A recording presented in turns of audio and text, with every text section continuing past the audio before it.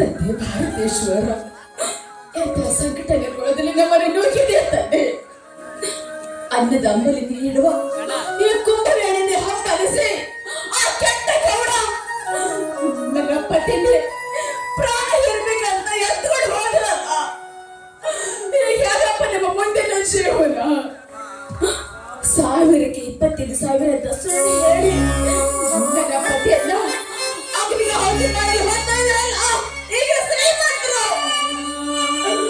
ಯಾಕಪ್ಪ ಯಾಕೆ ಕಳ್ಕೊಂಡು ಹೋಗಿದೆಯಾ ನೀನು?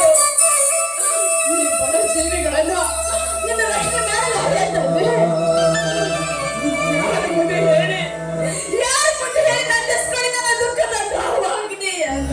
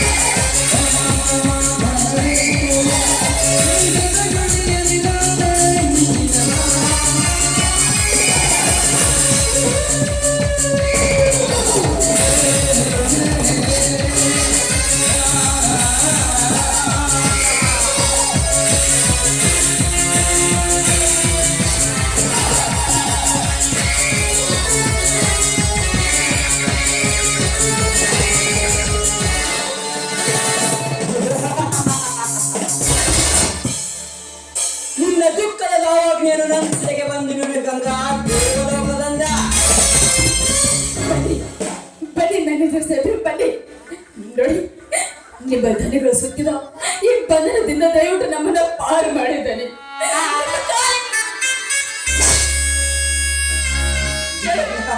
ನಿರಪರಾಧಿಯಾದ ನಮ್ಮನ್ನ ಅದಾದ ದೂರ ದುರ್ಬುದ್ಧಿಗೆ ಒಳಗಾಗಿ ನಮ್ಮ ಮೋಸದ ನಿರಾಶ ಮಾಡ್ಬೇಕಂತ ಸಂಚು ಹಾಕಿದ್ದಾರೆ ಅವರು. ದಯವಿಟ್ಟು ನೀವೇ ನಮ್ಮನ್ನ ಕಾಪಾಡಿ, ನನ್ನ ಪದ್ಯನ ಕಾಪಾಡಿ ಕಣ್ಣೆ ತೋರಿ. ಬಲ ಬೀಸಿದ ಬೇಟೆಗಾರನಿಗೆ ನೀನು ತಿಳಿಸಿ ಹೇಳುವುದೇ ಗಂಗಾ? ನಿನ್ನ ಗಂಡನನ್ನು ಪಾರು ಮಾಡಿ ನಿನ್ನನ್ನು ವೀಕ್ಷಿಸುವುದಕ್ಕಾಗಿ ಆ ಬ್ರಹ್ಮನನ್ನು ಇಲ್ಲಿಗೆ ನಿರ್ಮಿಸಿ ಕಳಿಸಿದ್ದಾನೆ. ಅಂದ್ರೆ ಈಗ ಆ ಗೌಡ ಮಾಯಾಪಂಜರದಿಂದ ಸೆದೆ ಪಡೆದ ನಿನ್ನ ಗಂಡನನ್ನು ಪಾರು ಮಾಡುವುದು ನನ್ನ ಕೆಲಸ. ಆದರೆ ನನ್ನ ಮಾತಿಗೆ ಒಪ್ಪಿ ನಡೆದರೆ ಮಾತ್ರ. ಅಂದ್ರೆ ನಿಮ್ಮ ಮಾತಿನ ಅರ್ಥ ಇಷ್ಟು ತಿಳಿಯಲಿಲ್ಲವೇ ನಿನಗೆ? ನಕ್ಷತ್ರಗಳ ಹೆಸರಿನಿಂದ ಉದಯಿಸಿ ಬಂದ ಮೇಘರಾಜನ ಹನಿಗೆ ಬಾಯಾರಿ ಕುಳಿತ ಭೂತಾಯೆ ಮೇಘರಾಜನ ಹನಿ ರಾಶಿಯಿಂದ ತೃಪ್ತಿಪಟ್ಟು ಅಂತುಷ್ಟಳಾಗಿ ಇಂದು ಸುಖ ಹೊಂದಿದಂತೆ ನೀನು ಕೂಡ. ಅಂದ್ರೆ ಹಿಂದೆ ನಿನ್ನ ತಾಯಿಯು ಕೂಡ ಬಾಯಿ ಮಂಗ ಆ ಗೌಡನ ಎಂಜಲ್ ದಾಸಿಯಾಗಿ ಬದುಕಿ ಪರ ನಾರಿ ಶಿಲಕೆ ಹಾಕು ತೊರೆದ ಬಗ್ಗೆ ನೀಚ. ಈ ಗರತಿ ಗಂಗಮ್ಮನ ಕೊರಳಲ್ಲಿ ಪರಮಾತ್ಮನ ಕಟ್ಟಿರೋ ಮಂಗಲಸೂತ್ರ ಇದೆ ಅಂತ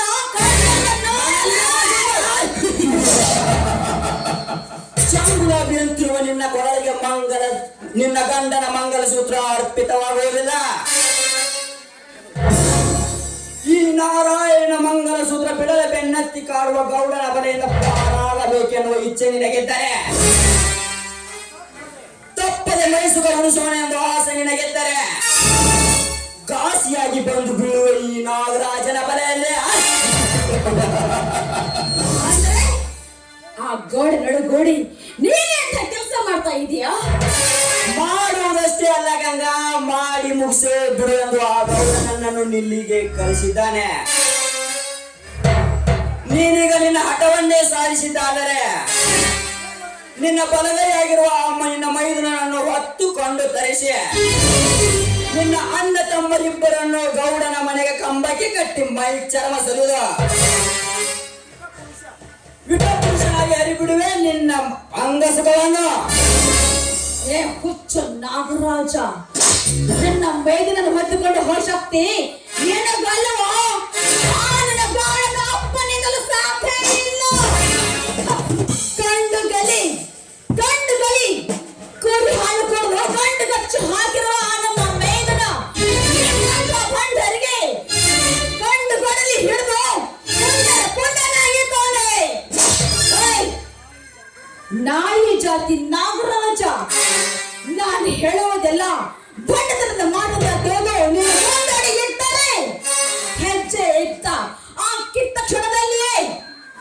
ನಿನ್ನ ರುಂಡ ಮುಡದಿಂದ ಬೇರೆಯಾಗುವುದು ಎಚ್ಚರ.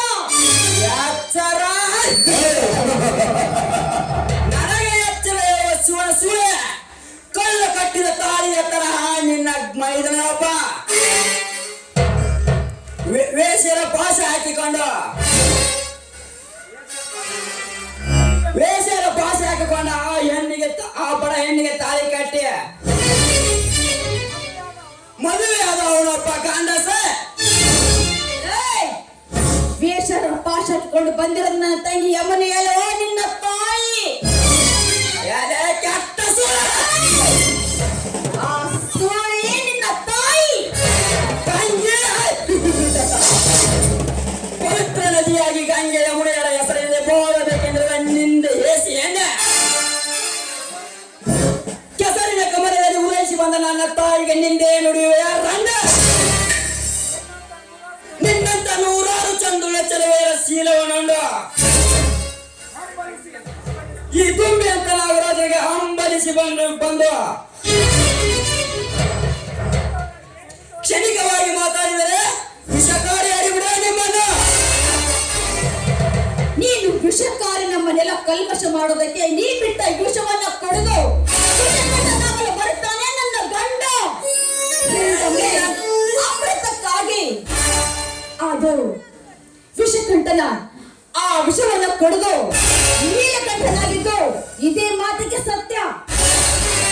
ನಿನ್ನಂತ ಸೂಳೆಗೆ ಏನು ಗೊತ್ತು ಶ್ರೀಮದ್ ಭಾಗವತದ ಕಥೆ. ನಿನ್ನಂತ ಸೂಳೆ ಮಗನಿಗೆ ಏನು ಗೊತ್ತು ಅದೇ ಶ್ರೀಮದ್ ಭಾಗವತದ ಕಥೆ. ಗಂಗೆ ಮಾತಿಗೆ ಮಾತು ವೇಷ ಕೃಷ್ಣ ಜಾವಾಟ ತರಬೇಡ ನನ್ನ ಮುಂದೆ. ಸುಮ್ಮನೆ ನನ್ನನ್ನು ಅಪ್ಪಿ ಮೈಸೂರು ಕಹುಣ್ಣು ಎಂದು ಆಸೆ ನಿನಗಿದ್ರೆ ಬಂದು ಬಿಡು.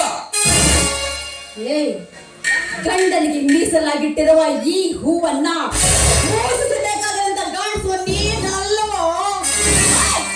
ಮುಡಿದು ತೀರ್ಪಿನಂತ ಬಂದ್ರೆ ಈ ಹೂವು ಹಾವಾಗಿ ಕಚ್ಚದೆ ಬಿಡೋದಿಲ್ಲ. ಬರುವ ಹೆಣ್ಣಲ್ಲ ನೀನು. ಈಗ ನಿನ್ನ ಕೋಮಲ ಕೆನ್ನೆಯ ಮೇಲೆ ಬಲವಾದ ಮುದ್ರೆ ಹಾಕಿ ನಾಗರಾಜನೆಂಬ ಮುಡಿಸುವೆ ನನ್ನ ದಂತಾಕ್ಷರಗಳಿಂದ. ಹೆಣ್ಣು ಒಲಿದರೆ ನಾರ ಮನಿದರೆ ಮಹಾಮಾರಿಯನ್ನು 33 ಕೋಟಿ ರಾಕ್ಷಸರನ್ನು ಕ್ಷಣದಲ್ಲಿ ಸಂಹಾರ ಮಾಡಿ ಜಗನ್ಮಾತೆಯಾದವಳು ಈ ಹೆಣ್ಣು. ಶುಂಭ ನಿಶುಂಭರಂತೆ ನೀನು ದಂತಾಕ್ಷರಗಳಿಂದ ನನ್ನ ಮೈ ಮುಟ್ಟೋದಕ್ಕೆ ಬಂದ್ರೆ, ನನ್ನ ಮೈ ಮುಟ್ಟಿ ದಂತಾಕ್ಷರಗಳಿಂದ ನೀನು ಮೂಡಿಸೋದಕ್ಕೆ ಬಂದ್ರೆ ನಿನ್ನ ಹಣೆಯಲ್ಲಿ ನನ್ನ ಚಪ್ಪಲಿಯಿಂದ ನಾ ಮೂಡಿಸಿದೆ ಗರತೆಂಬ 3 ಅಕ್ಷರಗಳನ್ನು.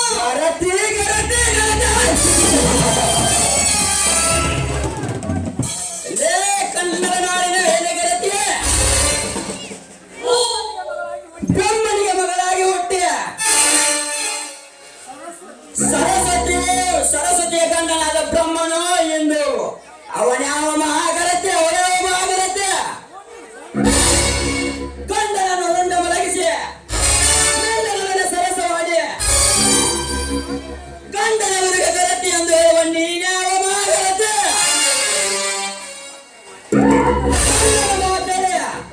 ಗಂಡನನ್ನು ಗುಂಡಿ ಕಿಡಿಗೆ ಕಳಿಸಿ ನಿನ್ನ ಮೈದುನನ್ನು ನನ್ನ ಸರಸ ಮಾಡಲಿಕ್ಕೆ ಈ ಕಾರಣಕ್ಕೆ ಬಂದಿರುವೆಲ್ಲ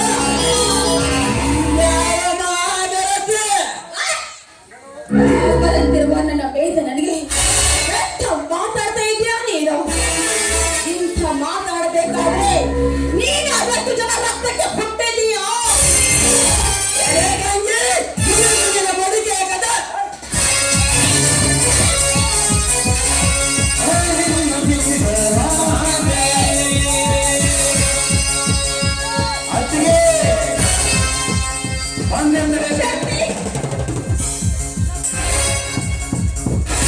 ಗಂಡನೆಂದು ಕಾಣುತ್ತೆ.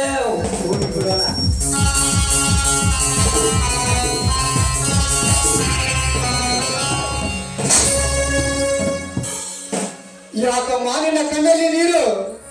ಇಂಥ ಕಾನಡುವಿಗೆ ಬದಲು ನಡೆದುಕೊಂಡಿದೆಯಲ್ಲ, ಏನು ವಿಷಯ?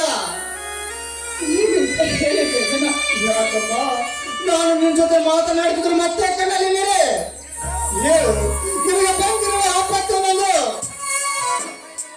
ಯಾರಾದ್ರೂ ಹೊಡೆದ್ರೆ ಬೈದ್ರೆ ಎಲ್ಲ ಕೋತಿ ಅನ್ನುವ ನಿನ್ನ ಮೇಲೆ ಏನಾದ್ರೂ ಕೈ ಮಾಡಿದರೆ ಹೇಳಮ್ಮ. ಈಗಲೇ ಹೋಗಿ ಅವನ ಜೊತೆ ಗಂಟೆ ವಿಷ ರಕ್ತವನ್ನು ಕುಡಿದು ಬರುತ್ತೇನೆ. ಹೇಳಮ್ಮ ಹೇಳು. ಬೈದೆಲ್ಲ ನನ್ನ ಕಣ್ಣಿನ ಕಥೆನ ಏನಂತ ಹೇಳಪ್ಪ.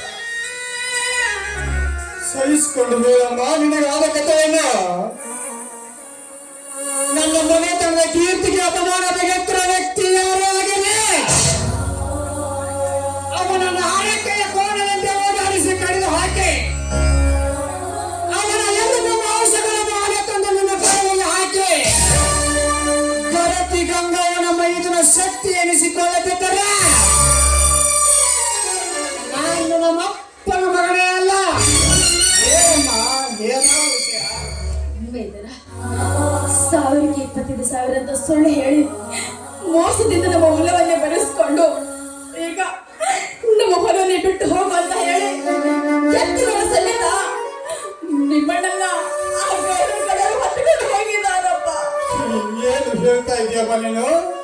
ಸಾಲದ ನೆಪ ಮಾಡಿ ನನ್ನ ಎತ್ತು ಇದ್ದಾನನ್ನು ಕರೆದುಕೊಂಡು ಹೋಗಿದೆ ಚಾಂಡನ.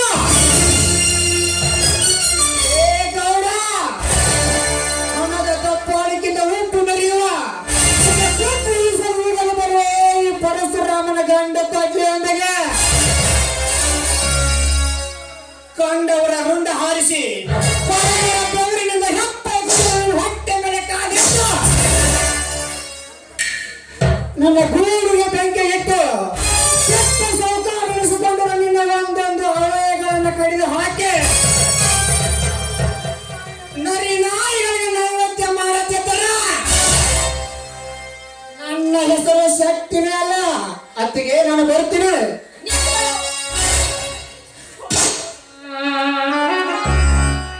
ನನ್ನಿಂದ ಅಣ್ಣನನ್ನು ಬಿಡಿಸುತ್ತಿರುವುದು ಸಾಧ್ಯವಿಲ್ಲ ಎಂದು ತಿಳಿದ್ರೇನಮ್ಮ? ಈ ಸೂರ್ಯ ಚಂದ್ರನ ಮೇಲೆ ಆನು ಇಟ್ಟು ನನಗೆ ಮಾತು ಬರುತ್ತೇನೆ. ಆ ಗೌಡ ಅಣ್ಣನನ್ನು ಅಲ್ಲಿ ಬಚ್ಚಿಟ್ಟಿದ್ರು ಸರಿ, ಎದುರಿಗೆ ಬಂದವರು ಎನಸಿ ಬಿಡಿಸುತ್ತಾರೆ.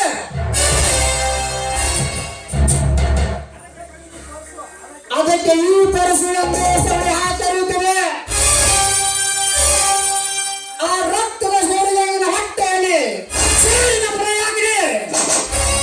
ಆ ರುಂಡ ಕೈದು ಆ ಗೌಡನ ಮನದಾಗಿನ ಕಟ್ಟಿ ಅಣ್ಣನನ್ನು ಬಿಡಿಸುತ್ತಾರೆ ಬಿಡ್ತಾರೆ. ನಾನು ಚಾರಣಿಯ ಮಗನೊಂದಿಗೆ ಜಗತ್ತೇ ಕೇಕೆ ಹಾಕಿ ನಗರಿ ಸಮಾಜ